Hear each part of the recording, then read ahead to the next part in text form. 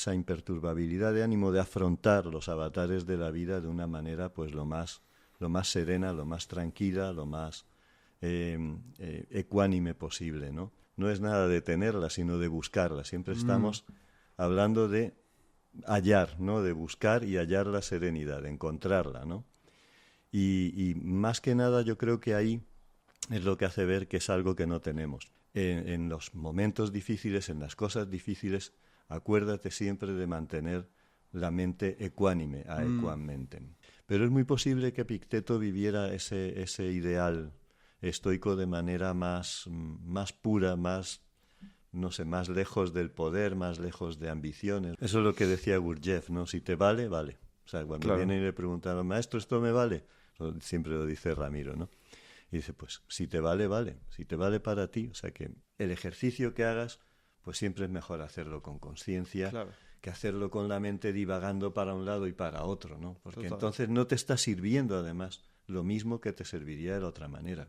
Antonio Ballesteros, muchas gracias por venir al programa. Encantadísimo de estar aquí acompañándote. Fantástico. Pues el encantado soy yo. Nos puso Ramiro Calle en contacto, nuestro querido Ramiro Calle. Siempre el gran Ramiro Calle, claro. Y quería preguntarte, para la gente que no te conozca, un poco quién eres y a qué te dedicas, qué haces.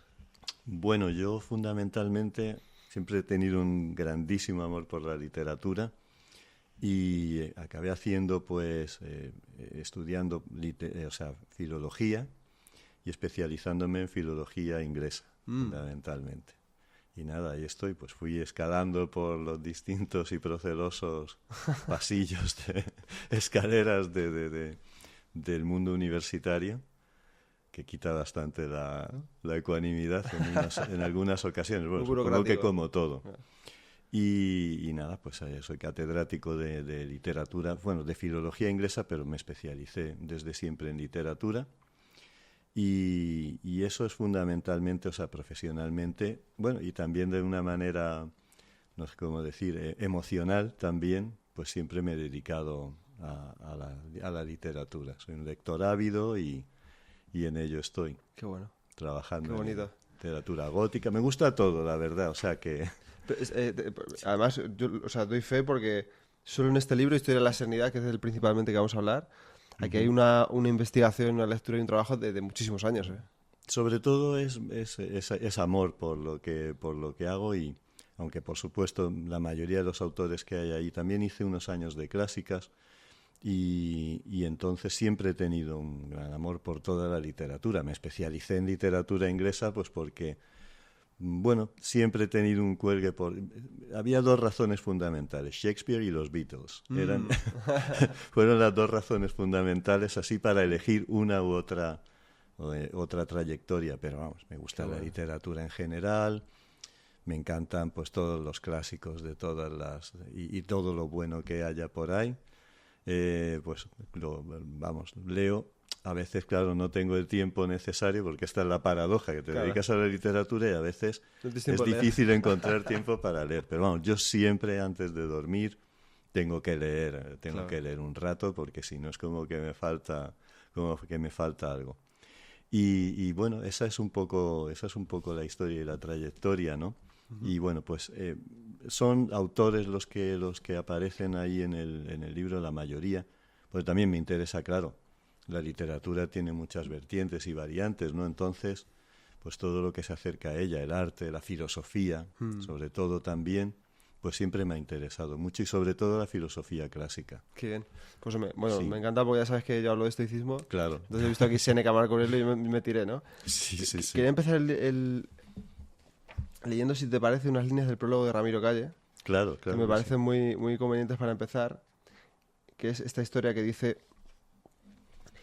4 almas están a punto de encarnarse y Dios se reúne con ellas a fin de preguntarles qué desean para la existencia terrena que les espera. Una de ellas dice: Señor, yo deseo ser una persona rica, dueña de una fortuna fabulosa.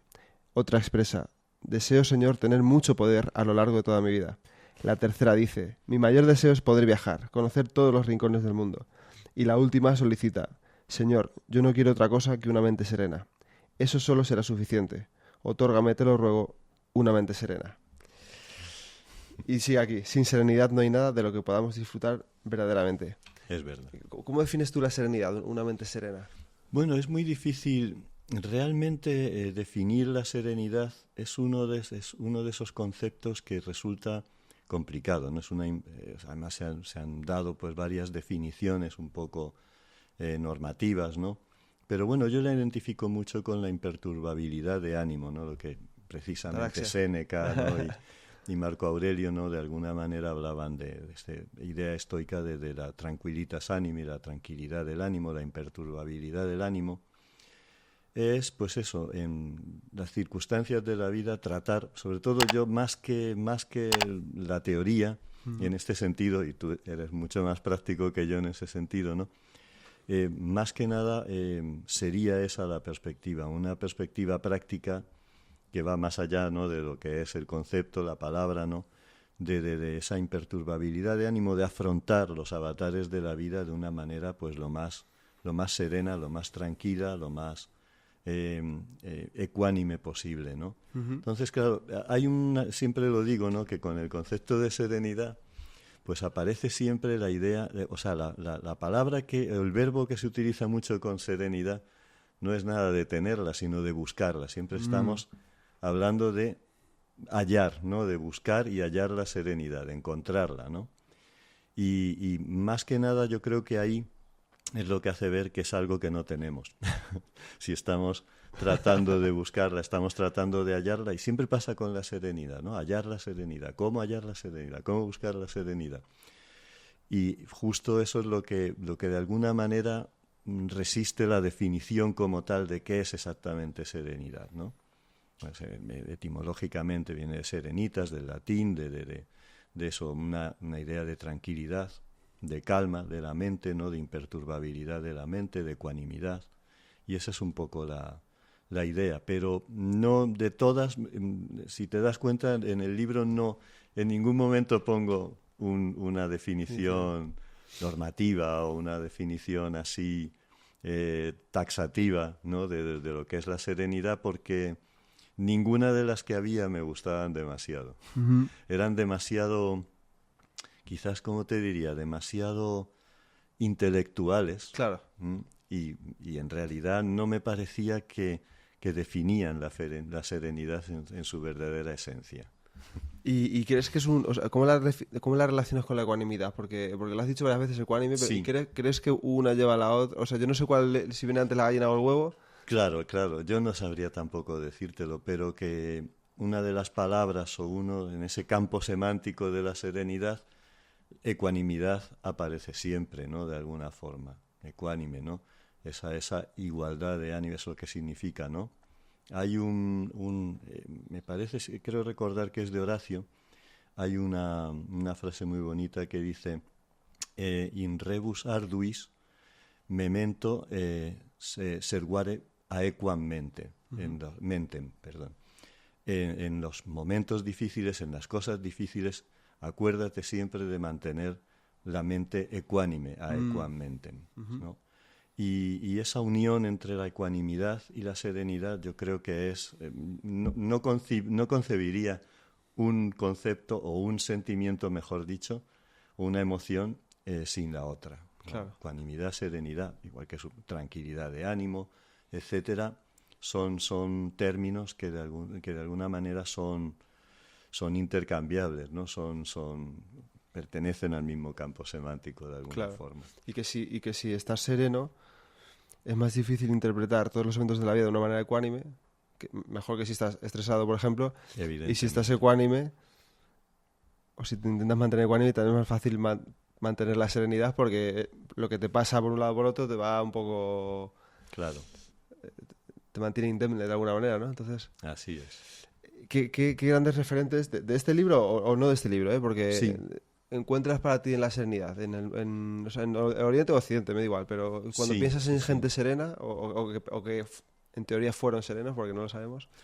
A ver, hay una cosa importante, Pepe, que es el tema. Yo voy siempre, y con esto, bueno, coincido, porque indudablemente me ha influido en este sentido también, de nuestro querido amigo Ramiro, ¿no? Que es la idea de que lo que verdaderamente importa es la enseñanza. Es decir, si vamos, o sea, somos seres humanos, entonces es muy raro encontrar a alguien que haya sido ecuánime y sereno durante toda su vida. Creo que es imposible. O sea, en realidad no está en la esencia del humano, por desgracia, aunque está dentro de nosotros también y hay que activarla, ¿no? De alguna forma. Pero el tema es que la enseñanza muchas veces supera, quiero decir, los dos grandes referentes estoicos en este sentido, Séneca y Marco Aurelio, pues no sabemos de Séneca que tuvo una vida verdaderamente complicada y bueno, que bastante hizo el hombre con escribir lo que escribió. Totalmente. Y sentir lo que sintió, pensar lo que pensó y experimentar lo que sin duda experimentó. Pero claro, imaginémonos ahí un preceptor de Nerón, ahí Mesalina lo expulsó de allí, de la corte imperial, vamos a decir, ¿no? Y todo este tipo de cosas debió ser un hombre que, bueno, tuvo que afrontar una muerte digna en aquellos momentos, ¿no? Que claro, no podemos interpretar las cosas a veces desde la perspectiva con un anacronismo, ¿no? Y bueno, es que se suicidó y tal, pues, pero es que entonces era lo que hacía un noble romano, ¿no? Un patricio romano, afrontar la muerte de esa manera que ellos consideraban digna, ¿no? Y lo mismo Marco Aurelio, que es del que conocemos menos en este sentido, pese a ser un emperador y conocer su trayectoria, pero bueno, fue un hombre que fue escribiendo sus meditaciones, como las llamamos, que no se llamaba así, era para mí mismo, las cosas para mí mismo, ¿no? O sea, es un diario espiritual que no pretendió en ningún momento que se publicara. Luego se encontraron por ahí los papiros en los que escribiera y fue la manera, pero él no escribía para nadie. Esto es muy interesante porque siempre escribimos para otros. Los que escribimos siempre para que nos lean, ¿no? Pero Marco Aurelio escribió sus meditaciones para hablarse a sí mismo. Son las cosas para mí mismo, ¿no? Y en este sentido, pues claro, era un emperador, o sea, imaginémonos un emperador de la Roma clásica que se pasó la vida yendo de un sitio a otro para luchar contra los bárbaros, porque era el momento, claro. Y en esos momentos que tenía tranquilos, hablaba consigo mismo de esa manera. Eso me parece muy envidiable, porque lo importante es estar en ello de alguna manera. A veces estamos ante un objetivo y muchas veces la meta es el propio camino, ¿no? Entonces, para estos personajes seguramente que son grandiosos, pues como el propio Epicuro, tan mal interpretado, ¿no?, por la tradición, el epicureísmo, el hedonismo. Claro, luego vinieron ahí las religiones institucionalizadas y lo convirtieron en algo negativo. Claro. Pero si leemos a Epicuro es una auténtica maravilla. Y muy parecido a los estoicos. Claro, exacto, justo. Es que epicureísmo y estoicismo vienen de la misma raíz. Y dicen, hombre, no exactamente lo mismo, pero cosas que muchas veces se entremezclan y son muy, muy parecidas. Y esa es un poco la idea. Entonces, claro, referentes, pues, todos estos autores que aparecen ahí son gente muy querida para mí, ¿no?, de alguna forma. Y hay otros, por supuesto que sí. Pero bueno, yo en una tradición, mi idea más que nada era... Para serenidad esto. Mi idea más que nada era transmitir, con la escritura de este libro, como ya hemos hablado, transmitir la idea de que tenemos una tradición muy importante en Occidente. Por supuesto, amo Oriente y hay, pues por supuesto, Ramana Maharshi, ¿no?, Krishnamurti, ¿no? También son personajes, claro, Ramana Maharshi es distinto, pero Krishnamurti era un personaje muy, muy complejo desde el punto de vista psicológico y con muchas aristas, ¿no? Y la gente muchas veces es que no, ¿cómo voy a seguir a este que está haciendo? A ver, si nos ponemos así no podemos seguir a nadie, o seguir, entenderme, no en el sentido, no en un sentido de seguir a alguien, esta idea del maestro, pero claro, tú dices, tú eres tu propio maestro, es una grandísima verdad, y luego pues te pones a hacer fundaciones y dices, tú eres de alguna manera estás implicando que tú quieres ser un maestro de los demás. Por eso digo que hay que ir siempre a la enseñanza, siempre a lo que se dice. Y bueno, pues luego está genial, a mí me encantan las biografías de autores y tal. En este sentido soy un cotilla literario. Me encanta, ¿no? Y soy muy fetichista cuando voy a tal sitio a visitar la tumba de Wordsworth, la tumba de no sé quién, ¿sabes? Pero hay que diferenciar, yo creo, y hay que ir al mensaje, hay que ir a la enseñanza. Yo creo que esto es fundamental. Pero bueno, referentes, pues todos estos grandísimos autores que además es gente que escribía fantásticamente. Increíble. Yo, dentro del universo universitario, y hoy en día tenemos un problema con una corrección política absolutamente sacada de quicio desde mi punto de vista. Entonces, yo sigo creyendo y sigo pensando que hay escritores que escribían mejor que otros escritores. Es que es así, de alguna forma, ¿no? Soy normativo y soy canónico en ese sentido, aunque me encanta, claro, la literatura contemporánea, leo cosas que me parecen magníficas, pero hay una proliferación tan grande y parece que tienen que tener un mensaje, ¿no? Algo ahí, si no, ya no es como que no se...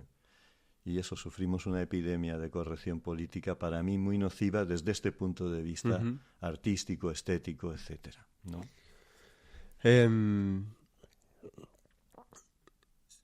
Has mencionado a Marco Aurelio y a Séneca, pero a Epicteto, ¿no? ¿Por qué? Bueno, Epicteto es muy interesante. Claro, Epicteto hemos perdido mucho de lo que escribió. Claro, tenemos la suerte de que Séneca y Marco Aurelio, aunque Marco Aurelio escribiera para sí mismo, pero lo que escribió, no sabemos si escribió algo más, pero está ahí, ese corpus está ahí, se ha conservado. Epicteto... O sea, las cartas también con su... Claro. ¿Cómo se llama? Que no me acuerdo. Ayer se me olvidó, me quedé en blanco. Él siempre tenía la batalla entre Junio Rústico y el otro que le animaba a ser... No me acuerdo ahora mismo de cómo se llamaba. A ver si me sale. ¿No? Pero tengo las cartas con él en las que se debaten entre esto, justamente. También, efectivamente. Pero bueno, que es posible que algo se perdiera, pero es gente que de alguna manera escribía allí, lo dejaba escrito y por suerte se ha conservado. Con Epicteto, de los 8 volúmenes supuestamente que escribió, conservamos 4. Y bueno, quizás sea, fíjate, Epicteto, por el hecho de ser un esclavo, y esto es curioso porque es muy interesante ver cómo los otros dos pues fueron 2 hombres de Estado, de una manera o de otra, pero Epicteto era un esclavo y como tal, quizás, esto no lo sabemos, pero debió vivir ese ideal estoico de manera más pura, ¿no? Yo creo que también, sí. Seguramente. Aunque ya te digo que esto no quiere decir que Séneca y Marco Aurelio no se vieran obligados a hacer las cosas que tenían que hacer en ese momento por el estamento en el que vivían, etcétera. Pero claro, eran gente de poder, gente que tenía mucho poder, especialmente Marco Aurelio, ¿no? Y sin embargo Epicteto, quizás es una especie de hombre, los esclavos había gente que sabía muchísimo, que eran gente pues que recibían la misma instrucción que los amos, vamos a decir, ¿no? Entonces seguramente tuvo acceso a una gran instrucción, a un gran aprendizaje. Un Sonio Rufo, por ejemplo. Pero en todo caso tenía mucho mérito ser un esclavo, claro. Aunque había muchos tipos de esclavos, un esclavo en Roma que ser pues eso, el preceptor de Nerón o el emperador máximo de Roma, ¿no? Con todo lo que ello suponía. Entonces quizás pienso, más lo intuyo que lo sé porque no lo sabemos, pero es muy posible que Epicteto viviera ese ideal estoico de manera más pura, más lejos del poder, más lejos de ambiciones, más lejos de... Y posiblemente lo pudo vivir más, pero en todo caso es una intuición, claro. Pero sí, grandísimo autor. Y sobre todo de Epicteto destacaría que lo que a lo mejor dice Marco Aurelio yo siempre también, Pepe, en lugar de leer pues de alguna manera literatura secundaria, está muy bien, pero siempre cuando antes has leído entender a Séneca en las traducciones que hay es muy fácil, entender a Marco Aurelio es muy sencillo, luego hay conceptos, pero la lectura es una lectura sencilla. Epicteto etcétera. Yo siempre aconsejo ir a los orígenes. Y luego ya, pues por ejemplo, como tu magnífico manual para la serenidad, que va a salir ahora mismo, como tus obras ya, está genial para reforzar. Claro. Pero lo primero es ir a las fuentes. Y porque son sencillas, o sea, no es algo que uno vaya a leer, lo difícil es ponerlo en práctica. Pero son escritores sencillos en el sentido de que se entiende todo lo que... Son muy directos, además. Muy directos. Sí. Y bueno, Marco Aurelio es más conceptual. Claro, hablaba, ¿no?, para él, al final. Él sabía de lo que hablaba. Exactamente, pero claro, el principio rector. Claro, ¿qué es eso exactamente? Ya hay muchas interpretaciones, claro, ¿no? Filosóficas, emocionales, etcétera, como cada cual lo quiera ver.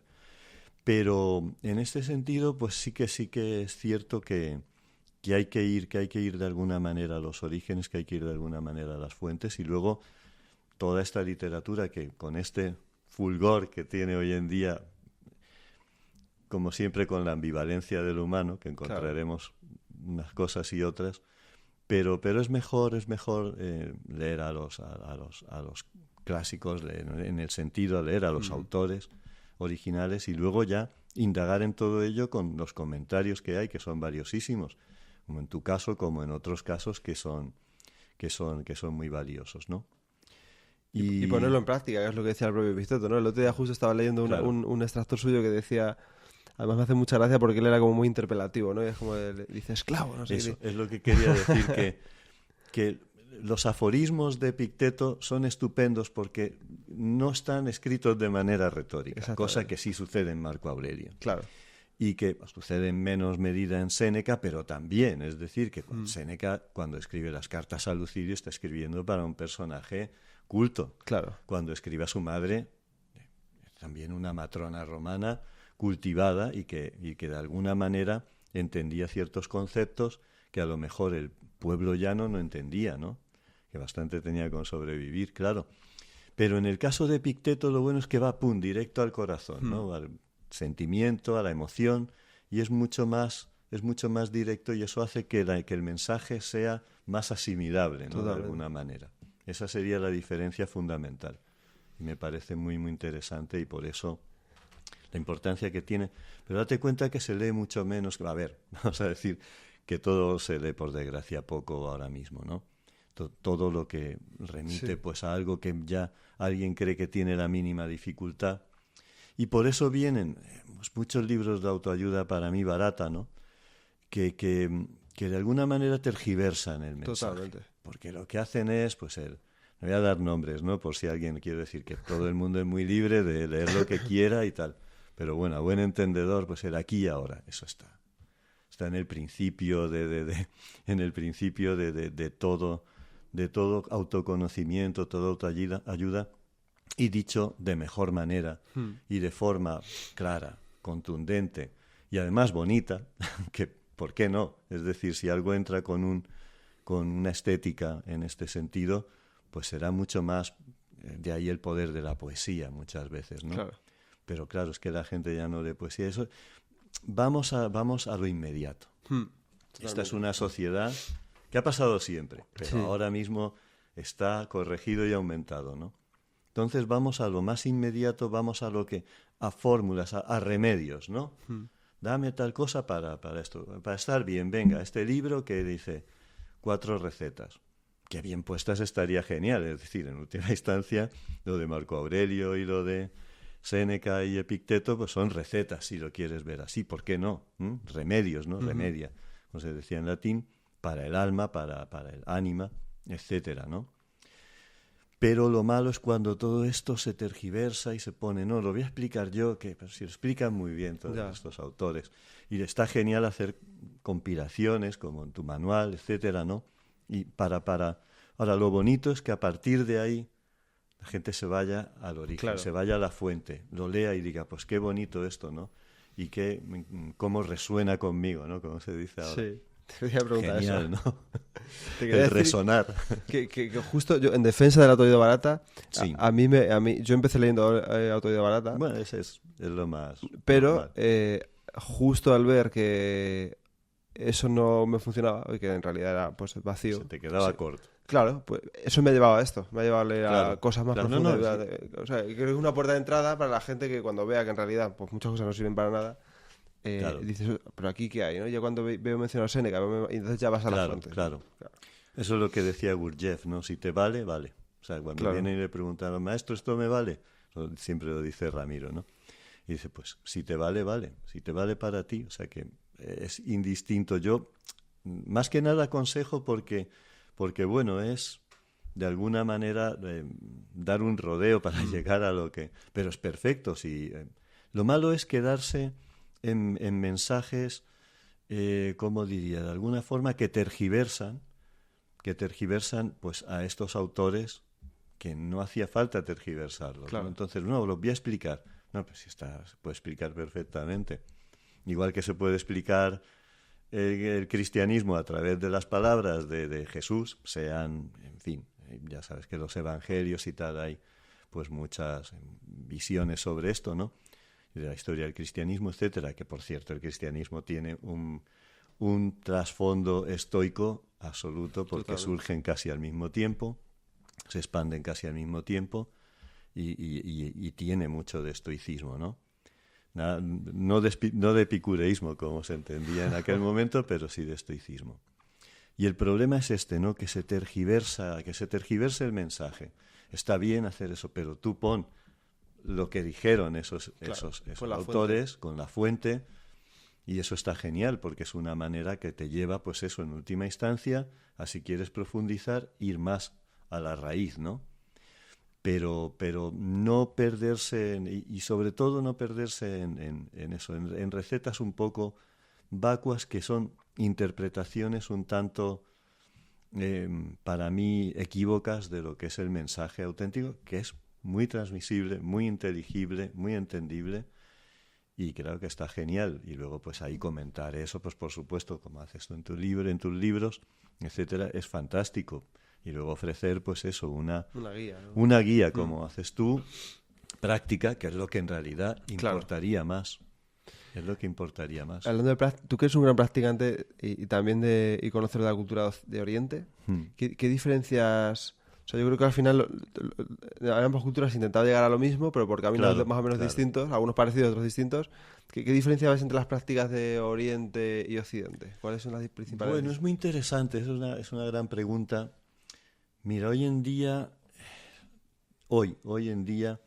es difícil encontrar demasiadas diferencias porque Oriente se está occidentalizando bueno, a grandes rasgos. Es decir, que lo que pasa es que sí que es verdad que todavía se mantienen escuelas de sabiduría, etcétera, y esto es muy importante, ojalá no lo pierdan nunca, pero es verdad que Oriente en general, la India en particular, es ahora mismo un país capitalista con, vamos a decir, lo bueno que pueda tener y también lo mucho malo que tiene, claro, por supuesto. Entonces, la verdad es que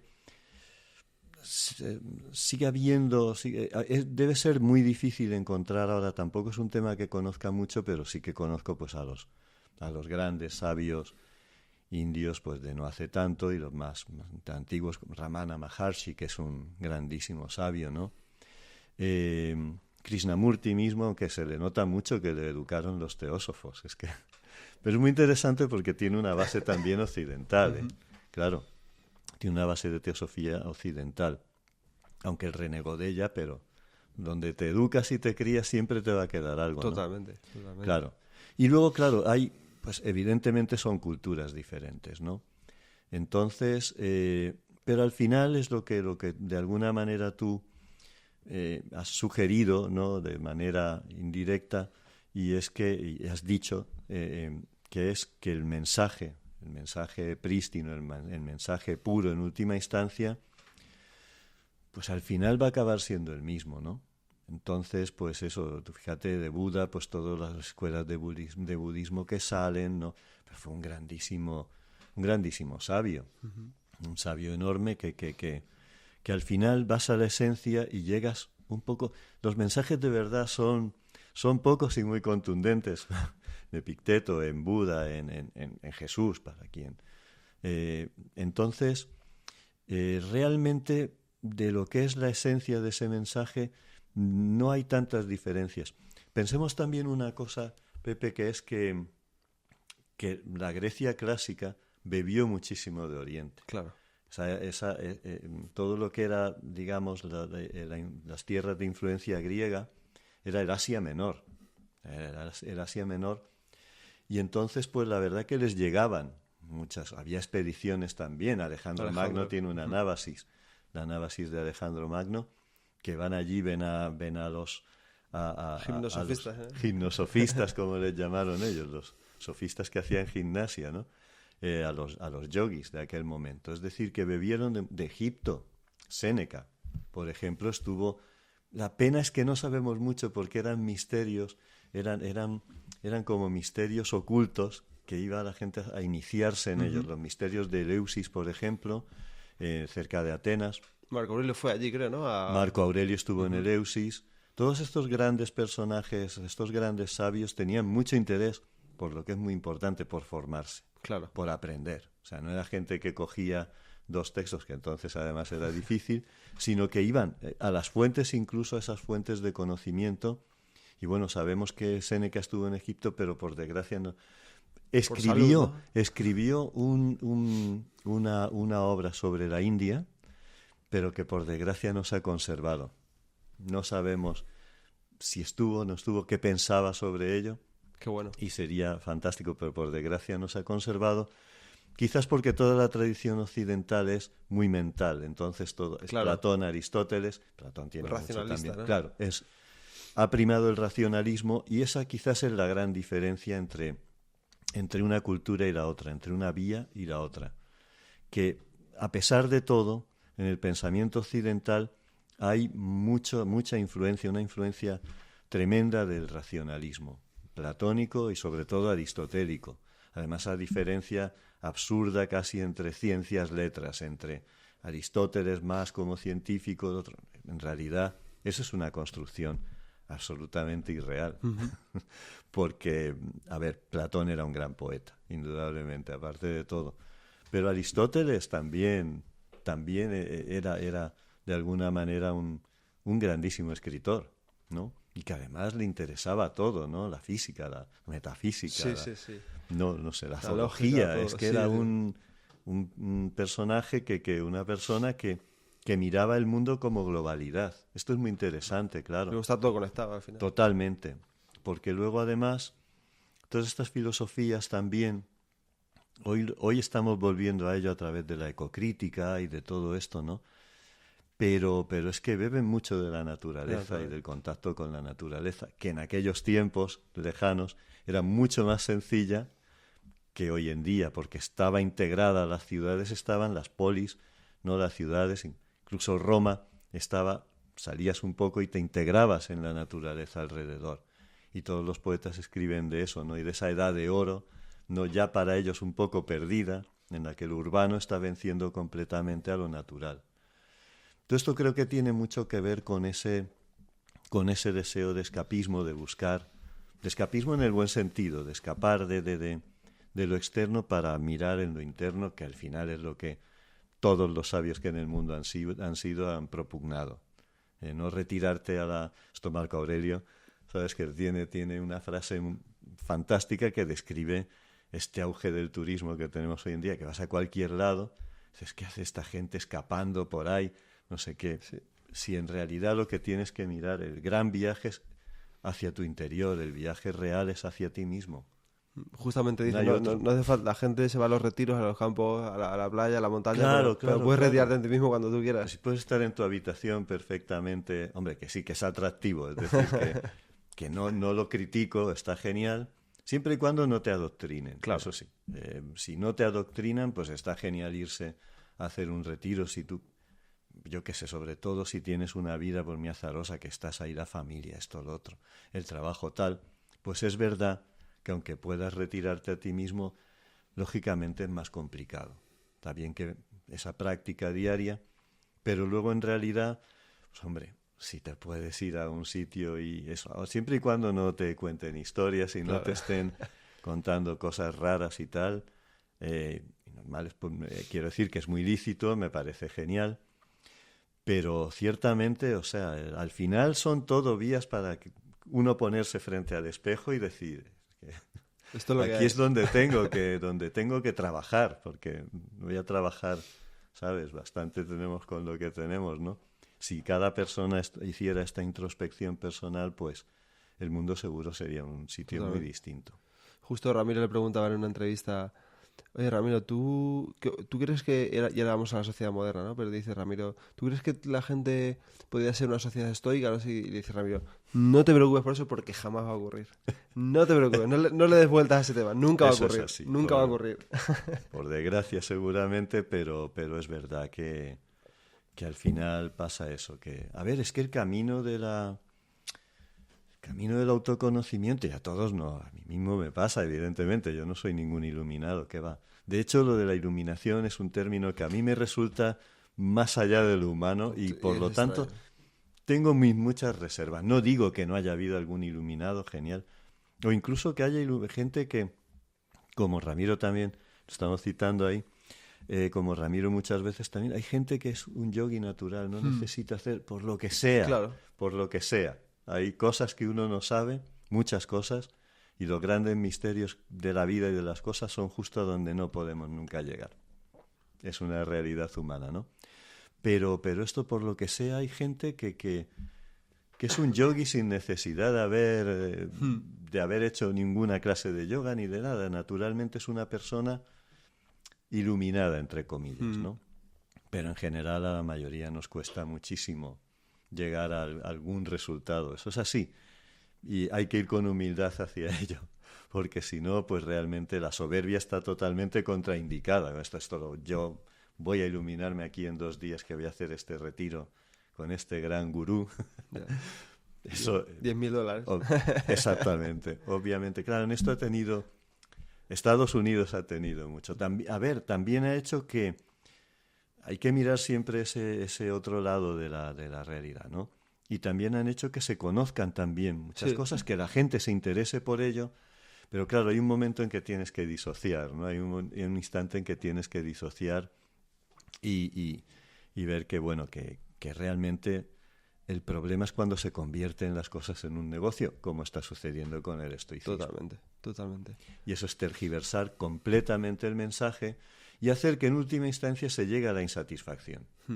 Porque al final, ¿a dónde te va a llevar? Claro, si no bebes realmente de eso, de una manera profunda y de una manera auténtica, pues te vas a encontrar con un mensaje tergiversado que luego a la larga hace mucho daño, porque al final, viendo esos ideales estoicos que ahora mismo totalmente contraindicados con lo que fue el estoicismo y con lo que es un modelo de vida perfectamente válido y una manera de acercarse a esa sabiduría eterna, ¿no? Pero lo que pasa es que desemboca, ¿no? Claro. En algo completamente tergiversado en el que al final la gente se aburre, porque todo es inmediato, todo es la cultura del envase. Y miramos más el envase que el contenido, ¿no? Con lo cual luego, como generará insatisfacción en un momento dado, pues se pierde el mensaje y ya deja de estar de moda el estoicismo, mal interpretado, y pasa a estar de moda pues otra corriente, otra teoría o algo que se inventen. Y claro, Y siempre ha pasado y siempre va a pasar. va a pasar. El, Y es lo que dice a mí Ramiro. me escribe Claro. mucha gente, ¿no? Me dice, oye Pepe, dime, ¿qué aforismos estoicos me van a venir a mí bien? Y digo, haz tú el trabajo. Esto, Yo qué sé. O sea, yo... esto, A mí me claro, gusta esta frase sí. de Marco Aurelio, me gusta, pero me gusta a mí porque Claro, mi claro, vida, por lo porque que a mí me dice, para pero ti, claro, tú tienes que hacer tu trabajo. es el mensaje y la El comunicación. envase, lo fácil. Es que de verdad, hay que implementar siempre esa cultura del esfuerzo. Claro. Ahora todo es que de verdad parece, bueno, te regalan los aprobados, te regalan todo por aquí y por allá, pero luego la vida no es así. La vida no te regala... La vida es lo que es, ¿sabes? Y es eso, al final te pones metas, pero te ves que estás en el camino. Sí, hay metas que vamos, por suerte, cumpliendo, ¿no? Cada uno las que tenga, pero ninguna meta como tal te va a conseguir una satisfacción global y total ni te va a iluminar. Entonces, hay que ser consciente eso de que, como decía Machado, se hace camino al andar. Totalmente. Es así, somos caminantes en esta vida, somos viajeros, si algo somos es eso, y aprendices, porque toda la vida nos la tiramos aprendiendo, queramos o no, seamos conscientes de ello o no. Y al final pues ocurre eso, que te encuentras con que, bueno, están ciertas metas, pero esa meta última de autoconocimiento total, etcétera, por eso hay que ir contentándose con esos pequeños logros que vayamos haciendo a lo largo, de todo tipo, ¿no? Que vayamos consiguiendo a través de nuestra existencia, ¿no? ¿Y cómo lo ve la sociedad moderna? Porque una cosa que he observado en tu libro y que hemos hablado antes es que cuanto más antigua era pues Grecia, India, Roma, había mucho interés por la ataraxia, por la serenidad, por la tranquilidad. Sí, Con sí. el paso de los siglos se va perdiendo lo que se escribe sobre ello y demás. Y hoy en día ni te cuento. Hoy en día, Ya. en la sociedad moderna, ¿cómo ves la serenidad en la sociedad moderna? Estamos en un momento muy complicado y muy difícil para conseguir la serenidad. Pero también hay que tener una cosa en cuenta, que cuando toda esta gente escribía, tampoco vivían en un entorno sereno.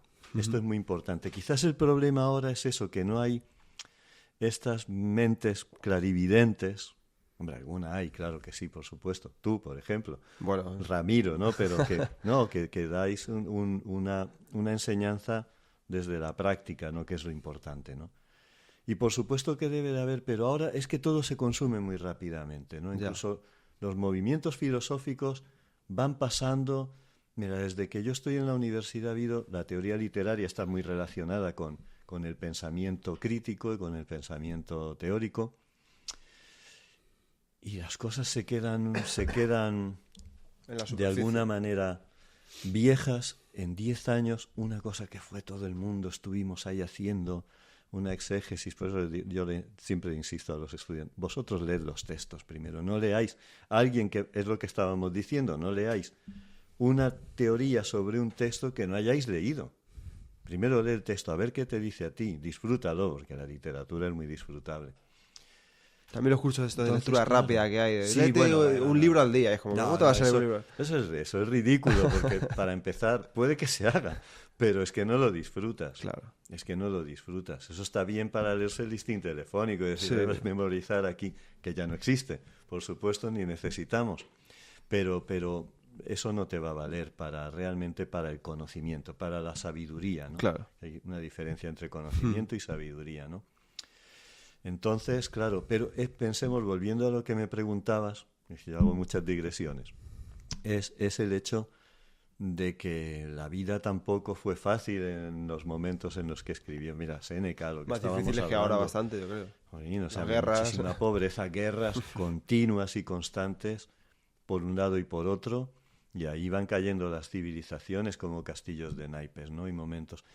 Lo interesante del estoicismo y del epicureísmo, de la filosofía helenística, es que es filosofía para tiempos de crisis. Claro. Es que eso se nota mucho, fíjate. Y es muy interesante y es muy bonito y es un proceso apasionante. Que es que justo cuando estamos en lo peor, y por eso no pierdo la esperanza, aunque muchas veces es difícil, pero bueno, el hecho de que alguna gente pues estéis ahí, estemos ahí haciendo algo distinto, pues de alguna manera da esperanza, porque la vida nunca ha sido fácil y tendemos esta tendencia a pensar que cualquier tiempo pasado fue mejor. No. En algunas cosas puede que sí, pero en cosas esenciales de la vida no lo fue, y eso estaba la polis, pero constantemente amenazada, constantemente sí, fue un momento de esplendor, pero también las mujeres vivían de otra manera, la infancia se interpretaba de otra forma, abajo tenías ahí a los bárbaros estos, ¿no?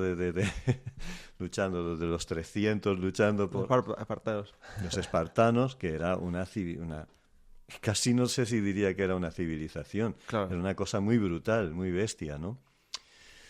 Entonces, pensar siempre este ideal de la Edad de Oro, que en la que los clásicos pensaban, pero más que pensaban en ello como un ideal, como algo que sabían que era prácticamente imposible, pero bueno, vamos a acercarnos a ello.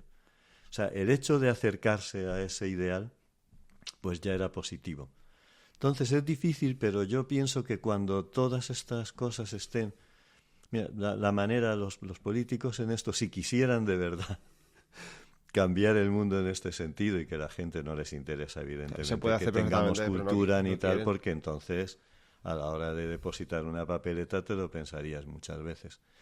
Pero más que nada, si quisieran de verdad hacer que la gente leyera, prohíbe la literatura. Ya verías como de pronto empezaría a surgir por ahí todo tipo de grupúsculos y tal, como en Fahrenheit 451. Sí, lo de estoy leyendo Bradbury. justamente ahora. Es fantástico. Lo empecé hace una poco. distopía espectacular.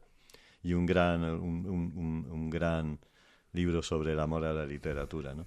Pero eso es que realmente lo que prohíbe ya rápidamente la gente le empieza a interesar y ya hay como un movimiento subrepticio, ¿no? Que hay cosas que obviamente no se puede permitir todo, ¿no? Claro, pero en este tipo de cosas.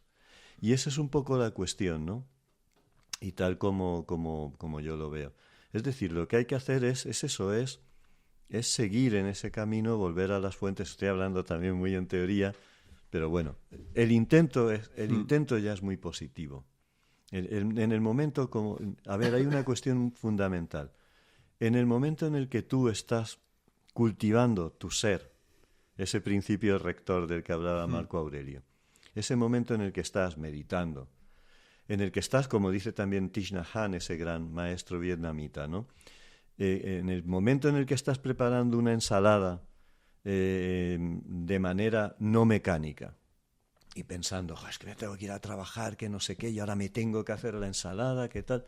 En el momento en el que uno para ese flujo mental, ¿no? Ese fluido mental, ese flujo de la mente, esa corriente de conciencia, ¿no? De conciencia, no de consciencia.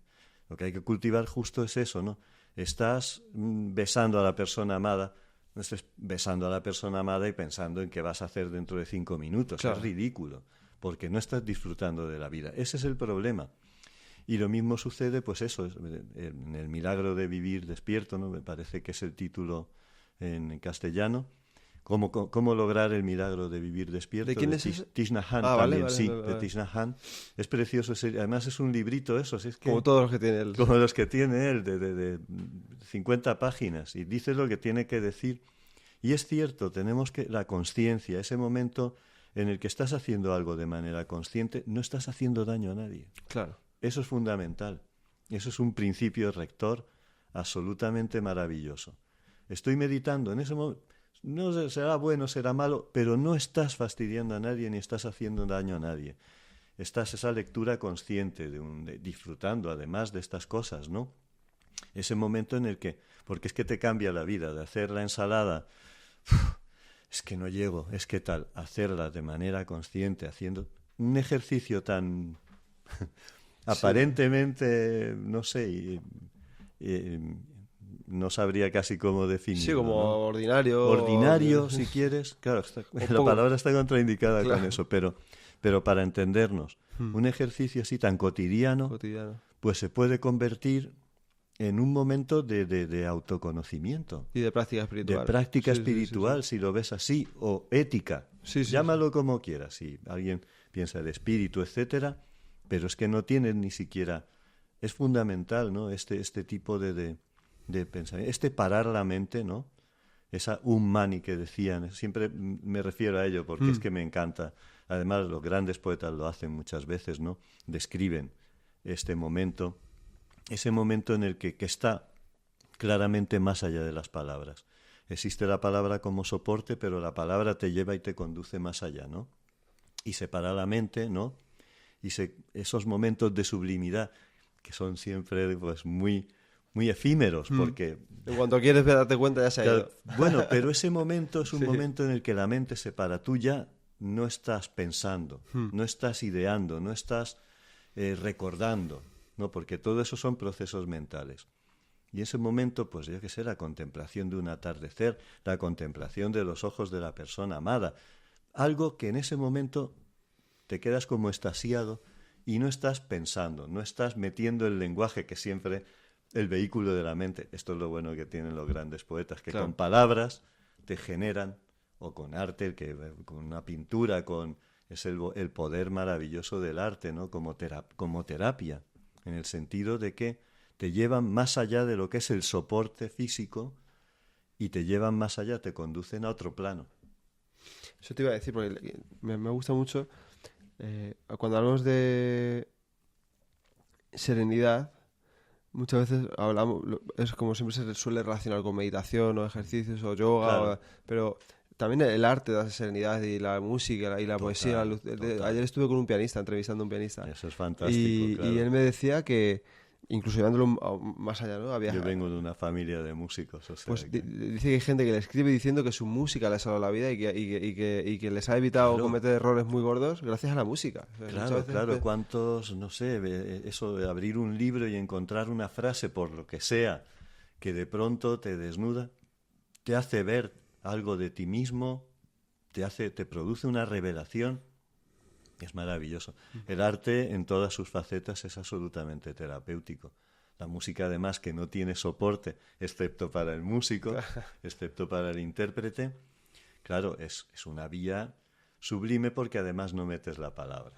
claro. A no ser, claro, que te Sí. conozca, que tenga letra y te vas a la letra. Pero, ¿cuántos no nos ha pasado cuando, pues, por ejemplo, yo no sabía, no tenía conocimientos de inglés o de otras lenguas, escuchabas y no tenías ese soporte de la palabra que te lleva al concepto, ¿no? Es decir, está el concepto por un lado y digamos que el sonido por el otro, ¿no? La fonética de esa palabra por el otro. Y entonces era muy fácil quedarte absorto, embebido en una melodía y en lo que dicen las palabras sin saber qué estaban diciendo, ¿no? De hecho, a veces cuando ya Qué sabes bueno. lo que dicen, te quedas, jolín, ¿y cómo me gusta a mí tanto esto si está diciendo una tontería, ¿no? O algo que no tiene nada que ver con lo que yo sentí. Bueno, es el poder, ¿no? Sobre todo la música, claro, tiene ese aspecto de sublimidad, porque el soporte como tal está en otro nivel distinto a lo que produce. Y De la alguna poesía, manera. aquí aparece mucha poesía. Yo tengo un conflicto con la poesía. Es algo que Casi todo el mundo, es algo que hasta mis estudiantes siempre, ¿no? Una novela tal, la obra de teatro vale, pero ya la poesía, joder, eso les cuesta siempre he más. querido que me guste y sé que ahí hay mucha verdad, sé que hay todo, pero cuando me siento y solo he podido con Cavafis, que me encanta, Sí, qué grandísimo poeta. pero es verdad que cuando me siento y leo y tal, enseguida la mente se empieza a ir porque me aburre, porque no lo entiendo o porque... ¿Qué me recomiendas a mí sobre poesía? Uf, a ver, es O que cómo eso leerla? ¿O por dónde empezar? O algo. es complicado, es difícil. O sea, la poesía llega a uno más, aunque hay gente que se enamora de la poesía Sí, muy sí. pronto, pero lo normal es que, claro, primero te gusta la novela, luego a lo mejor, pues yo que sé, un texto dramático que lees de manera... Me gusta mucho leer teatro porque me imagino como director teatral y, y ya, ¿qué Viendo haría ahí. yo con esto, no? De alguna forma, es ya. Pero la poesía tiene, claro, que es... eh, tiene el tema de que mucha de ella tiene los conceptos, son complicados, la forma...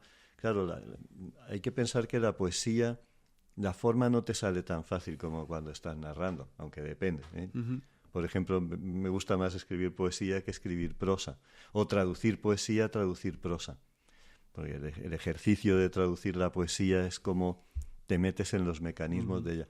Pero no hace falta conocer esos mecanismos retóricos, ¿no? Sino ir directamente, pues eso, al mensaje y cómo está contado ese mensaje.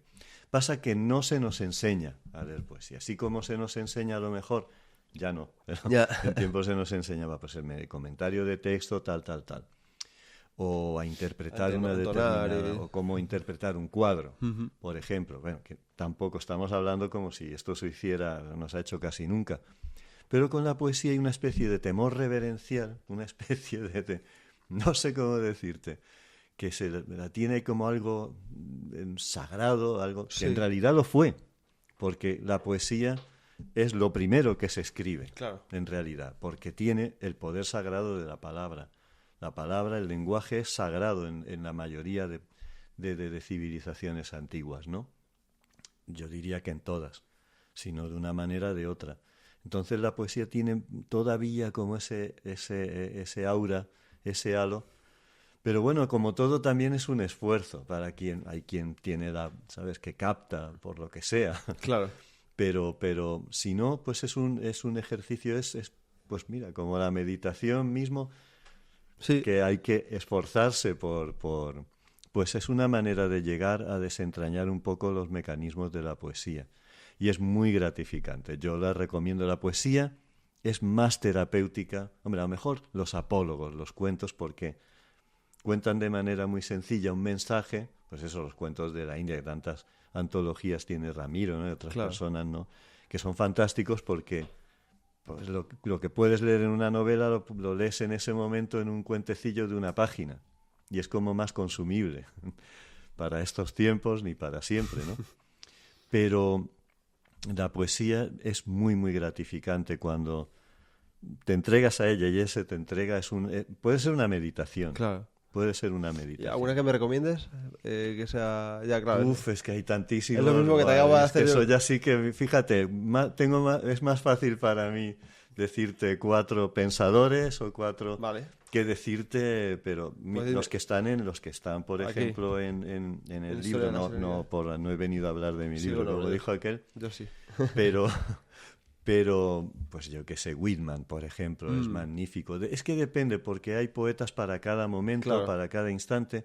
Hombre, esto es lo mismo. Si llegas a un poeta y no te dice nada, pues déjalo, hay otros muchos. Rilke, ¿qué tal Rilke? Rilke es magnífico. Es un poco, ¿sabes? Pero depende, es que todo lo que resuene contigo. Vale. Eso es lo que decía un poco Borges, de que enseñaba literatura española y tal. Siempre, e inglesa, etcétera, era bilingüe. Y entonces decía siempre una cosa muy importante, dice, yo no obligué nunca a mis estudiantes a leer determinadas obras, porque la literatura es para ser feliz y la felicidad no se puede enseñar. Claro. Entonces, es que es así, y es cierto. Hombre, los profesores, mira, pues en la UNED mismo es que, claro, tienes que poner unas obras literarias para que los estudiantes la lean y tal. Y esto siempre, a mí me causó siempre un poco de conflicto. Claro, Borges hablaba allí ex cátedra, pero bueno, ahora la verdad luego tienes que cumplir. Eran unos tiempos en los que no se te exigía cumplir con unos programas, con tal, etcétera, ¿no? Y sobre todo si trabajas con otra gente en una misma asignatura, pues tienes que llegar a los básicos, ¿no? Pero a ver, Shakespeare, por ejemplo, es espectacularmente bueno, es genial. O sea, vale, tiene... es que muchas veces, claro, el problema es que no lo entiendo muy bien, no importa. Para un lector normal, piérdete en esas palabras, piérdete en esos significantes que al final te darán un significado para ti. Vale. Es que es importante. Es lo mismo que cuando lees pues un oráculo antiguo y tal, y bueno, en principio te quedas como, ¿esto qué quiere decir? No hay que luchar tanto por el significado. Hombre, si estudias literatura, sí. Pero si no, como lector, es quedarte ahí en la palabra un poco. Yo siempre que escribo poesía, tengo ahí algunos poemarios, y sobre todo cuando traduzco poesía siempre lo leo en voz alta. Vale. Siempre la leo en voz alta, porque es que entonces es como vas captando el sonido, ¿no? Claro, puedes leer un poema épico también, es que eran, claro, es que Homero. La poesía, su origen, es un origen oral. Claro. Es un origen oral. No habremos conservado una cantidad enorme de romances, de poemas épicos, porque nadie tendría, si no fuera alguien que voy a recordar esto, como posiblemente le pasó al autor del Cantar del Mio Cid y tantos otros, que lo tenían como anotación sin ningún interés de que eso pasara a la posteridad. Qué bueno. Es así. Homero, que no sabemos ni quién fue, ni si existió. Ni si existió. Claro, como tal. Sí, sí. Eso que era ciego, porque Homer Jorón, el que no ve, el ciego. Bueno, pues puede ser, y puede ser que no, que fuera otra etimología. Pero lo interesante es, claro, sobre todo con la poesía antigua, es que cuando conoces, pues por ejemplo, Virgilio, Homero, leído en griego, leído en latín, es algo absolutamente sublime. Pero bueno, claro, no podemos saber todo y hay cosas que nunca... Pero eso, pues leer a los autores en su... Pero, ya te digo, pues por ejemplo Shakespeare, Whitman, los poetas románticos ingleses, por ejemplo, Wordsworth, lo digo porque yo lo he traducido y tengo una edición de él y los adoro. Son fantásticos, ¿sabes? Vale. Y luego, pues en español tenemos maravillosos poetas. Machado es un poeta espectacular. García Lorca es fabuloso. No digo ya más contemporáneos. Jorge Manrique. Algo de Jaime Gil de Viedma también me gustó. Sí, por ejemplo, es un gran poeta también. Me gustó. Es un grandísimo poeta. De hecho, incluye un extracto suyo en el libro. Sí. Sí, la verdad es que hay poetas estupendos en toda la tradición española, fantásticos.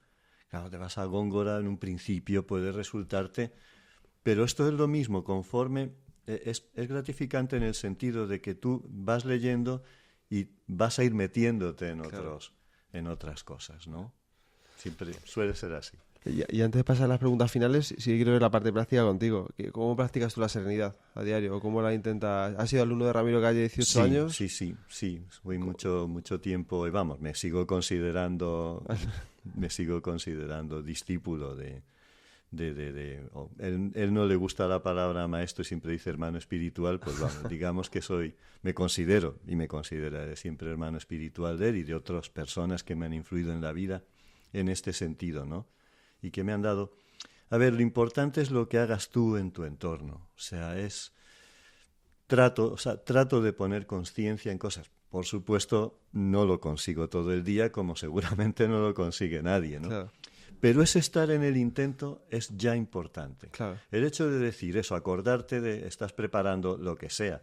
Y además eso, pues fíjate, la gastronomía es un arte también, ¿no? Pues bueno, pues hazlo con cariño, hazlo con amor para ti mismo. O sea, no hace falta ni que estés a lo mejor, si vives solo, pues y que lo estés haciendo para alguien. Pero lo que hagas hay que hacerlo con esa... Por lo menos intentar tener el momento de que te suene la alarma de decir, voy a estar más tranquilo. A ver, yo soy una persona ahora mucho más sosegado que fui en otro momento de mi vida. Y no soy para nada tampoco sosegado, pero es esa sensación de estoy en el gimnasio haciendo el ejercicio que hagas, pues siempre es mejor hacerlo con conciencia. Claro. Que hacerlo con la mente divagando para un lado y para otro, ¿no? Porque Total. entonces no te está sirviendo, además, lo mismo que te serviría de la otra manera. Y así, más o menos, es ir acordándote. De pronto, estoy totalmente... Por supuesto, hay momentos en que la vida como que se te viene encima por lo que sea, por cosas que a lo mejor son insignificantes, pero para ti en ese momento, pues te perturban, ¿no?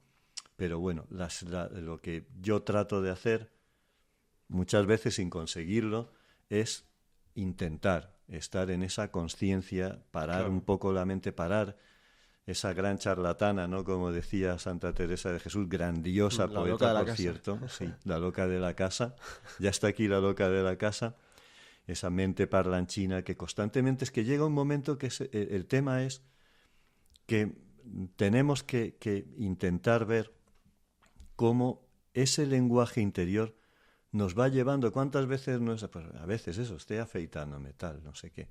Y empiezas, pues fulanito me dijo esto ayer. Acabas enfadado con fulanito, ¿por qué me diría esto? Y que no sé qué, pues no sé cuánto, y acabas un momento que eso te estás afeitando, que puedes ponerte música, escuchar un podcast, lo que te dé la gana. Y se acaba convirtiendo en una especie, no sé, de tortura, porque ya casi que te sacas sangre directamente, ¿no? Porque empiezas a pensar una cosa y tal. Bueno, también esto, en el lenguaje evangélico, ¿no? A cada día bástale su afán, ¿no? Uh-huh. Hay que ir día a día, hay que ir poco a poco y cumpliendo con esas metas que son perfectamente legítimas y que está genial, siempre que sean, pues, metas que no dañen ni perturben a nadie, ¿no? Pero la cuestión más que nada está en ese milagro de vivir despierto, de tratar en el momento que estamos despiertos, estar despiertos a la vida. Es mucho más disfrutable. Claro. Cuando has experimentado, aunque sea mínimamente, estos momentos, te das cuenta de que es infinitamente más disfrutable que lo otro, que lo único que está haciendo es causarte un desasosiego, y lo dice la propia palabra, ¿no? De estar sosegado a estar desasosegado, pues va un mundo, ¿no? Y entonces eso es el estar en el aquí y ahora, ¿no? De alguna forma, el estar pendiente de hacer lo que estás haciendo. Y lo que estás haciendo, hay cosas que nos gustan más y otras que no nos gustan o nos gustan menos. Pero se trata de tratar de hacerlo pues con esa mayor empatía posible. Eso, las pocas veces que lo consigue uno, te cambia mucho el discurso y te cambia mucho la vida. Totalmente, además, creo. Nazaret Castellanos habla de que han visto en el cerebro que cuando haces algo con conciencia plena, con atención plena, se activan menos áreas de dolor en el cerebro. Es decir, Claro. aquellas cosas que te resultan más tediosas, si les prestas atención y las haces con gran cariño, son menos tediosas. Mucho menos tediosas. Claro. Ya te cambia, aunque a lo mejor no va a ser algo que se Increíble. convierta en algo sublime, ¿no? Pero no se trataba de eso. Es que lo que decía también, volvemos a Santa Teresa, ¿no? Estaban allí las monjas afanadas lavando esos perolos enormes y tal, y decía, entre las cacerolas anda el Señor. Claro. Claro. O sea, poneros ahí, aprovecha, reza, tómalo reza, medita. Una práctica. Como una práctica que te hace que ese trabajo que estás ahí, estoy aquí limpiando y no quito esto y tengo que hacer o no tengo que hacer, que muchas cosas nos molesta todo. Sí. Que muchas veces ya llega un punto que es que todo se convierte en algo tedioso y tal. No, hombre, hay que intentarlo, por lo menos. Y preguntas finales, de todos o sea, sé que esto es muy difícil, pero siempre digo que recomienden un libro, pero bueno, recomiendo un libro al que tú vuelvas con frecuencia, que te ayude, que te serene, un libro que te guste. Claro, depende un poco, o sea, más que nada sería pues dentro en una vertiente, digamos, espiritual, de autoconocimiento, etcétera, aunque ya te digo que toda la literatura, me resulta dificilísimo siempre hacer este tipo de ejercicio, ¿no? Pero bueno, yo siempre, fíjate, o sea, yo me dedico mucho a la literatura gótica, a la literatura de terror y tal, que parece que está totalmente contraindicada con esto que estoy diciendo. Pero contiene grandes enseñanzas y claro, la gente hoy en día se acepta más y hay mucho más público para esto, pero en tiempos estaba como muy denostada. A mí hay obras que me hablan mucho. Yo escribí mi tesis doctoral sobre el mito de Narciso y el tema del doble en la literatura fantástica victoriana. Entonces siempre, claro, es que esta idea también que tenemos como que todos somos luz y seres de luz y tal, no. Hay que asumir, como decía Jung, el gran psicoanalista Carl Gustav Jung, que tenemos una parte oscura, la tenemos. ¿Qué hay que hacer? No sacarla de manera, es como el caballo que tienes encerrado y tal, un día sale escopetado, ¿no? Sino que hay que ser conscientes de que tenemos esa parte oscura, forma parte de nuestra psicología, y precisamente el ser consciente de cuando estamos generando oscuridad en lugar de luz, pues es un ejercicio también muy importante. Entonces a mí me enseña mucho. Mira, Frankenstein, que es una obra tergiversada completamente por maravillosas versiones cinematográficas, creo que contiene muchísimas enseñanzas para una vida, para el autoconocimiento, para qué es la monstruosidad, qué tenemos dentro de nosotros y cómo podemos de alguna manera que no nos desborde esa parte. Y luego quizás de manera más evidente, pues yo qué sé, es que hay obras, las que a mí me pueden haber servido más. Ya te digo, es que me gusta toda la literatura, ¿no? Me resulta muy, muy complicado. Pero, por ejemplo, las obras de Shakespeare son esas grandes tragedias, esas grandes comedias, pues yo qué sé, Hamlet, El Rey Lear. El Rey Lear es una obra maravillosa sobre el autoconocimiento, ¿vale? Maravillosa. Que sí, que parece muy tal, muy... No, es una obra, quizás es la que contiene más elementos de autoconocimiento, ¿vale? Quizás por la época en la que él lo escribió, también lo mismo si existió el Shakespeare que creemos que existió, que yo no, pero bueno, da igual, eso ya queda en otro plano. Pero todas esas grandes obras ahí son una cala, forman una cala fundamental en lo que es la profundidad abisal del ser humano, ¿no? Y luego ya pues más claras, ¿no? Por ejemplo, vamos a decir, pues aparte de muchos poetas que he citado y todos los que están ahí son poetas amados para mí, Emerson, etcétera, ¿no? Son grandísimos maestros, ¿no? Pero quizás, o sea, si tuviera que recomendar un libro de autoayuda de verdad, sería, por ejemplo, El hombre en busca de sentido. Claro, es una obra... Claro, además escrita por una persona que estuvo en Auschwitz. Entonces no es cualquiera que llegó de pronto y te empieza a hablar de pajaritos y florecillas y tal, y qué bonito es el mundo y tal. No, es una persona... A mí me ha interesado mucho por este interés en el lado oscuro del ser humano, en analizarlo en el sentido porque analizarlo te hace consciente, claro, de tu oscuridad.